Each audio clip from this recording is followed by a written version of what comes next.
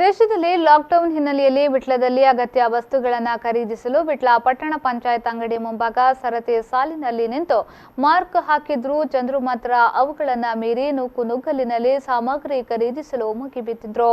ವಿಟ್ಲ ಠಾಣಾ ವ್ಯಾಪ್ತಿಯ ಪೆರುವಾಯಿ, ಅಡ್ಯನಡ್ಕ, ಕಂಬಳಬೆಟ್ಟು, ಕಡಂಬು, ಮಂಗಳಪದವು ಕೂಡ ಮೊದಲಾದ ಕಡೆಗಳಿಂದ ನೂರಾರು ಮಂದಿ ವಿಟ್ಲಪೇಟೆಗೆ ಅಗತ್ಯ ಸಾಮಗ್ರಿ ಖರೀದಿಸಲು ವಿಟ್ಲಪೇಟೆಗೆ ಆಗಮಿಸಿದ್ದಾರೆ. ಸ್ಥಳೀಯವಾಗಿ ಅಗತ್ಯ ವಸ್ತುಗಳು ಸಿಗದ ಕಾರಣ ವಿಟ್ಲಕ್ಕೆ ಆಗಮಿಸುತ್ತಿದ್ದಾರೆ. ಬುಧವಾರ ಬೆಳಿಗ್ಗೆ ವಿಟ್ಲದಲ್ಲಿ ನುಗ್ಗಲು ಉಂಟಾಗಿತ್ತು. ವಾಹನ ಸಂಚಾರದಲ್ಲಿ ಅಸ್ತವ್ಯಸ್ತಗೊಂಡಿತ್ತು.